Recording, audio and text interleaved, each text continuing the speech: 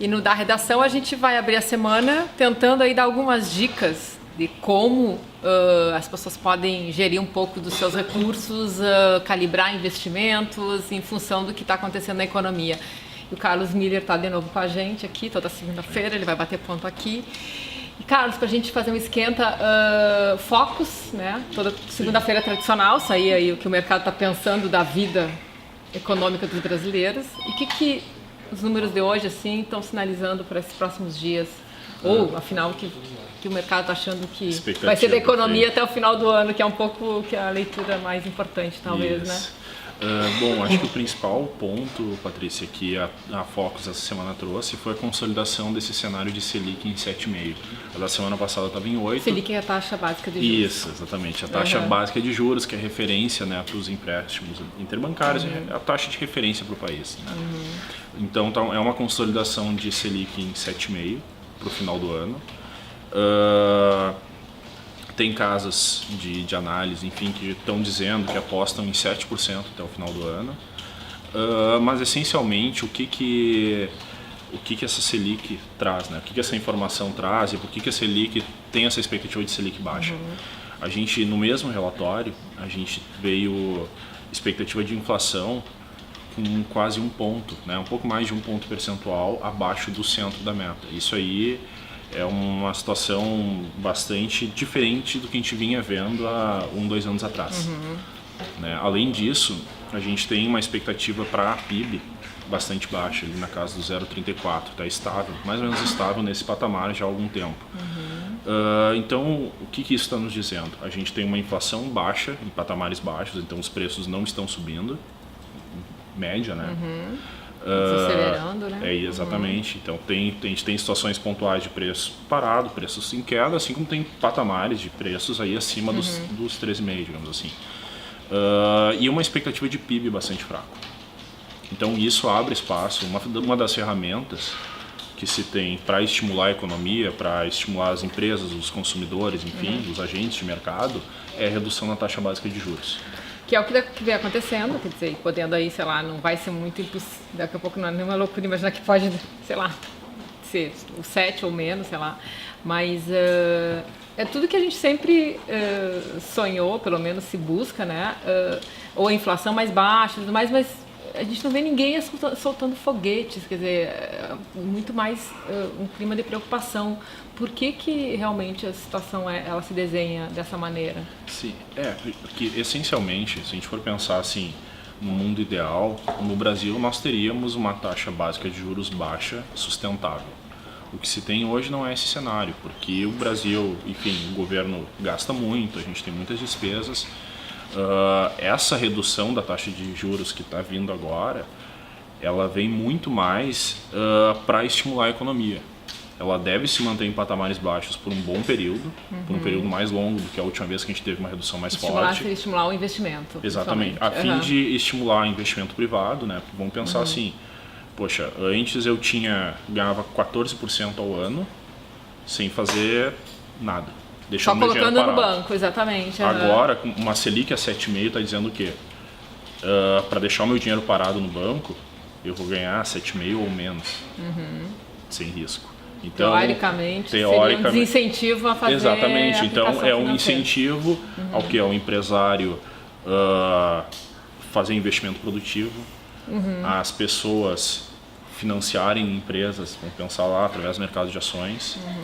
Então, um juros baixo, ele traz essa lógica, ele traz esse modelo de incentivo. E a gente estava comentando antes que, olhando os indicadores antecedentes aí, em relação à confiança, que isso não está nada bem, né? Mais um detalhe aí que tem que ser ponderado. E o que tem saído assim os indicadores tipo de medição? Assim? Os indicadores de confiança, tanto situação atual quanto situação futura, seguem em patamares baixos. Assim, eles melhoraram em relação ao que a gente via, vamos pensar lá, 18 meses atrás.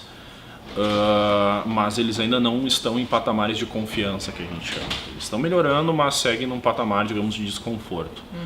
Porque a gente tem essa sinalização de queda de juros, que é um aspecto positivo, mas a gente passa por um período extremamente turbulento no aspecto político. E isso acaba trazendo uma incerteza para o mercado. Que foi, de certa forma, que aconteceu semana passada, que quiser aquela definição em relação ao Temer, agora pode ser que deu uma acalmada. Deu uma amenizada, né, nessa ideia de turbulência de mercado, porque, enfim, essa última denúncia, ele mostrou uma certa força, mas a gente não, né, dado tudo que tem saído de denúncias, enfim, a gente não pode descartar que daqui a pouco venha... Até a próxima denúncia, né? Exatamente, que, verdade, então que... isso dificulta muito.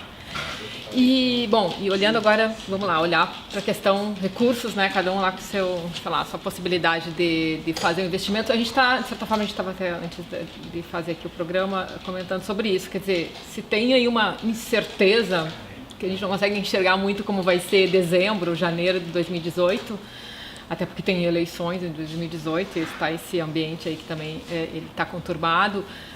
O que uma pessoa, alguém que quer investir ou já está investindo, quais seriam, assim, pensando no curto prazo, que seria interessante, assim, para antes de ter uma decisão talvez mais duradoura em relação a como investir o dinheiro?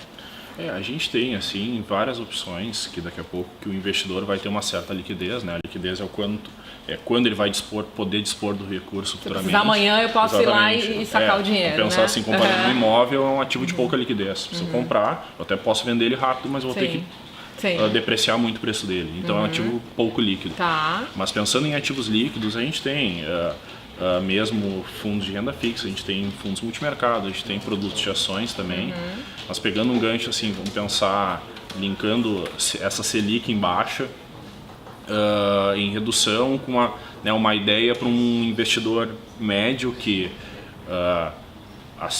digamos assim, não tolera um risco mais alto, que é o risco vinculado a ações, mas também não vai ficar ali em produtos de renda fixa. Então, um multimercado seria, né, a gente entrando nesse produto especificamente, é um tipo de produto que oferece uma rentabilidade um pouco maior. Porque ele reúne vários tipos de ativos. Posições.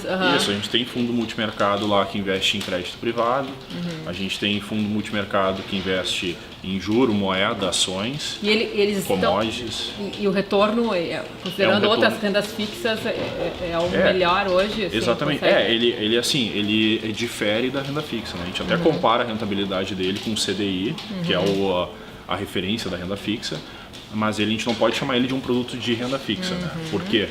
Porque eventualmente, assim como ele entrega rentabilidades durante determinados períodos acima do CDI, acontecem eventos diferentes, a rentabilidade dele ele cai.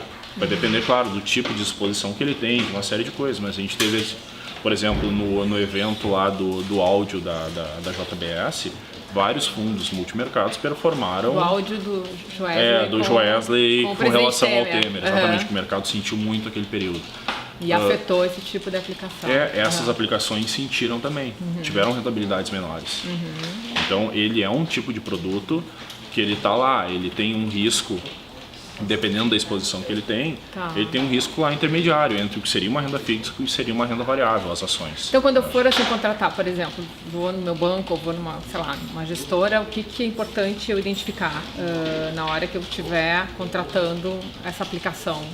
Ficar atento a que tipo de informação e até cobrar do meu gestor, do meu gerente, assim, o que é importante assim, como dica? Assim? Eu acho assim, primeiro a gente tem que determinar o nosso perfil de investidor. Se eu sou uma pessoa que aceita um risco maior, eu posso procurar daqui a pouco aceitar um fundo multimercado que investe em ações, em commodities, em moedas, que são fundos um pouco mais voláteis. Moedas inclui dólar. Isso, câmbio de um modo geral. Se eu sou um investidor que não sou muito tolerante a risco, eu tenho um problema em lidar com a perda, digamos assim, seria essa a lógica, eu tenho que procurar daqui a pouco fundos que sejam mais vinculados a títulos públicos, crédito privado, esse tipo de alocação que a gente chama. Outro aspecto bastante importante é a gente monitorar a taxa de administração.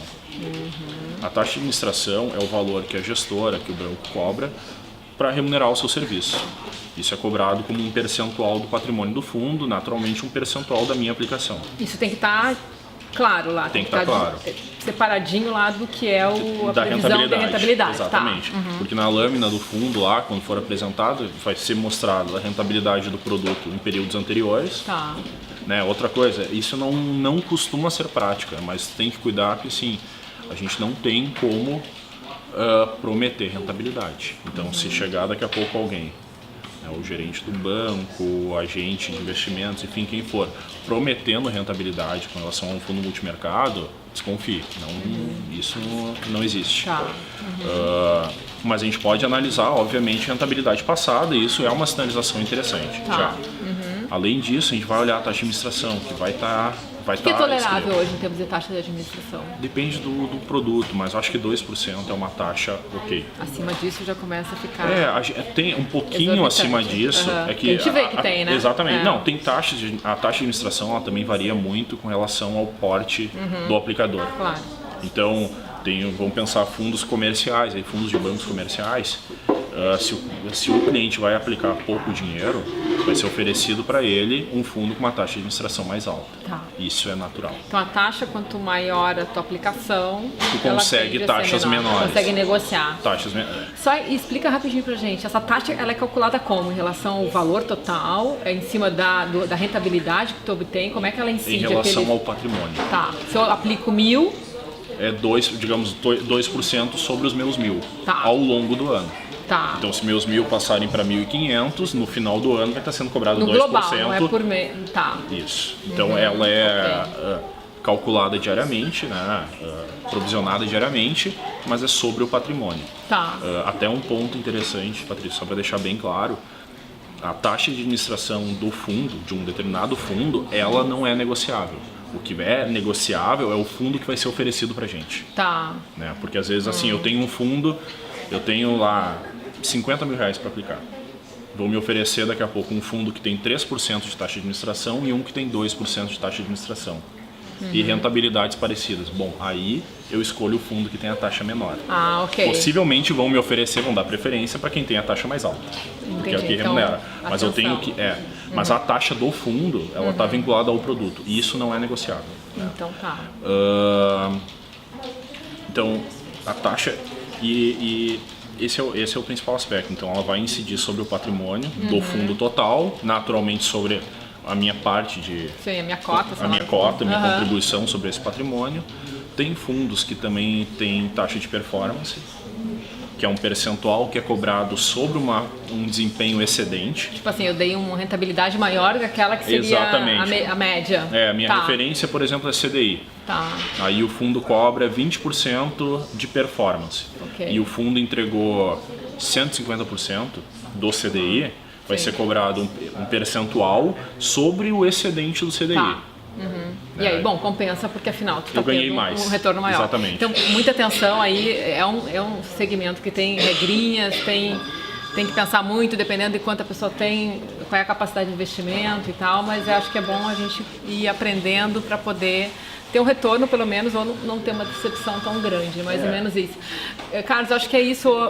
Nessa segunda-feira a gente volta na próxima semana e aí a gente vai tentar entrar um pouco em Tesouro Direto, explicar um pouco mais o que é, né, esse mundo aí que cada vez atrai mais investidores no Brasil. Obrigada, então. Obrigado. Valeu, da redação fica por aqui.